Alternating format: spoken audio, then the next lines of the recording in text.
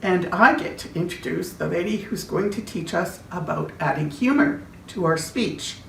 Rebecca Cuthbertson Hulst, Distinguished Toastmaster. Rebecca has been a divorce lawyer for 17 years, but please don't hold that against her.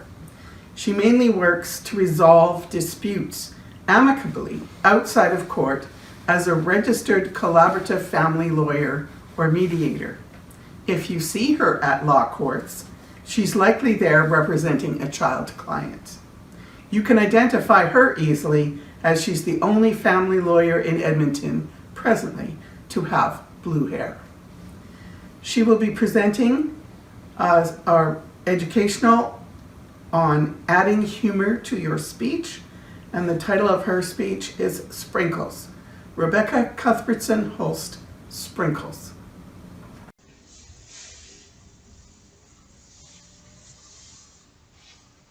Oh, hello everyone. Speechcraft instructors and students, fellow Toastmasters, and future Toastmasters.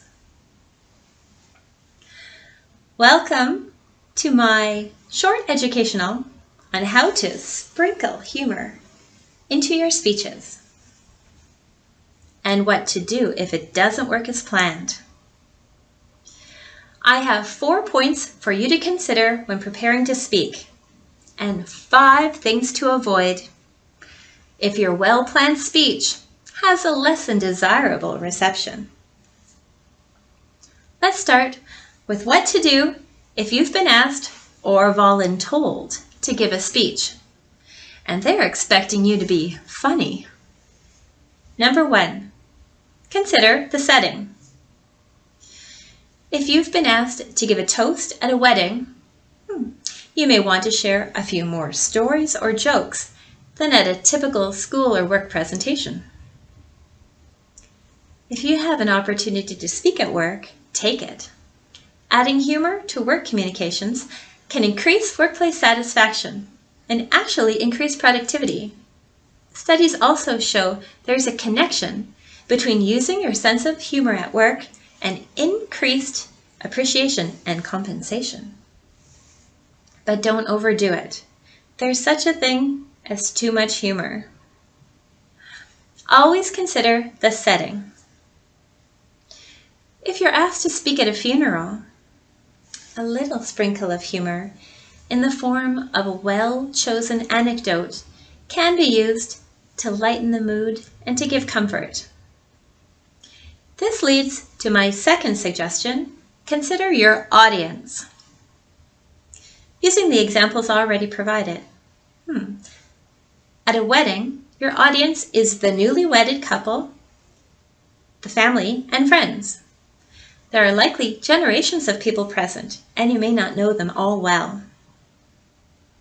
In the school or workplace environment, the audience is likely your peers, your supervisors, and possibly the public. If you're giving a eulogy at a funeral, your audience is likely experiencing a range of emotions, depending where they are in the stages of grief. My third point for you to consider is to choose a story or joke that fits the setting and audience well.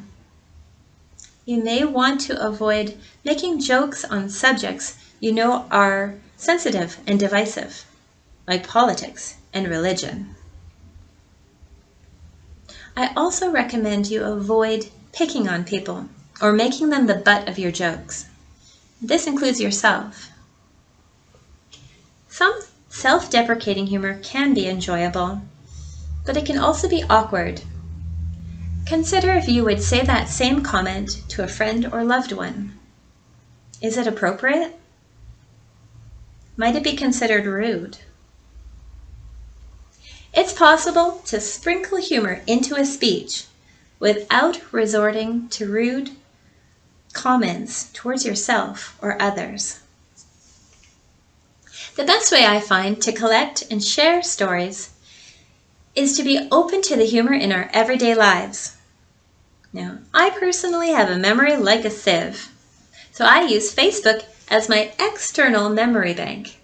for funny experiences that I want to remember later. Facebook recently reminded me of a story when my then 5-year-old was avoiding his bath. He pointed to the back of the body wash bottle and said, "I can't, Mommy. It says keep out of reach of children." Remember to consider choosing a story or joke that fits the subject well. Do first-year pharmacy students appreciate good, clean jokes from cheeky early readers? I hope so. My fourth and final suggestion is to consider, then adjust your pacing for maximum effect. Comedians use this strategy well. They may speed up or slow down their jokes, and they likely use pauses to build anticipation. If things go well and your audience is laughing, even if you're nervous and you want to get your speech over and done with, remember to pause and let the audience laugh. If things don't go as planned, I have 5 suggestions for what not to do. These are from the Toastmasters Advanced Manual, Humorously Speaking. Number 1, don't panic. Your speech likely isn't over yet, so it's best to act confidently to keep everyone's attention. Even if you don't feel confident, fake it till you make it. Number 2, don't repeat yourself. It won't be funnier the second time, and it could start to get awkward. Number 3, don't explain yourself. This can move from awkward to insulting. Number 4, don't blame the audience. This is beyond insulting. And number 5, don't apologize. Remember, act confidently. Fake it till you make it. Now here's an example from the Disney animated series Gravity Falls. See if you can identify where the strategies I've shared would work. Pretend I'm Grunkle Stan, an older gentleman who, while fishing one day, came across a couple on a rowboat. In his enthusiasm to share a joke with the couple, he failed to notice they were having a special moment.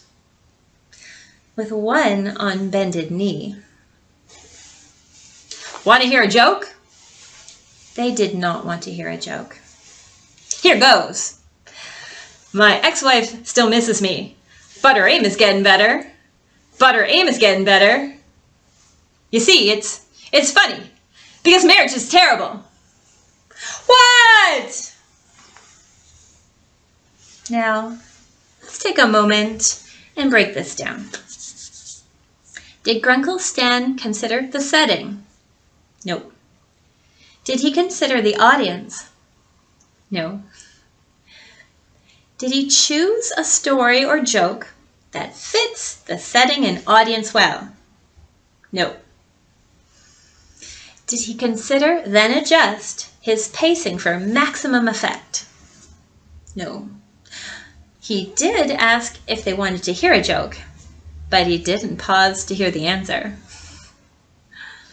Not surprisingly, Grunkle Stan's joke flopped.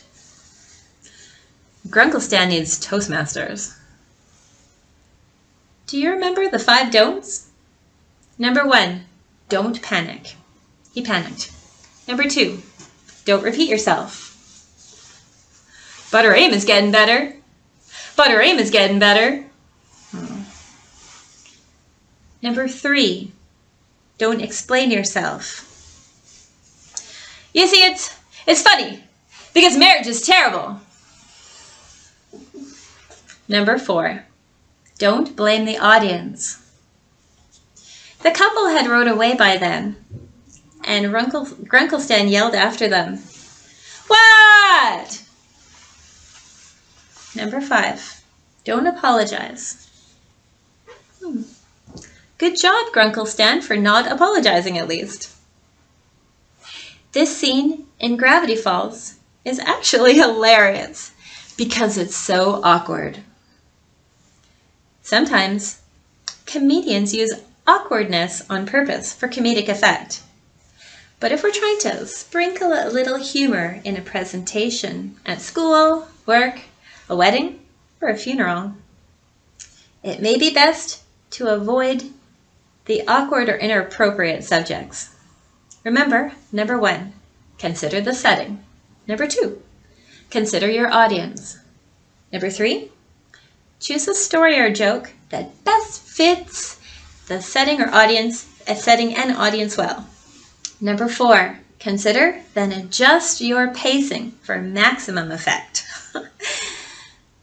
Practicing in front of a supportive group, like a Toastmasters Club, is the best way to work on your presentation and delivery.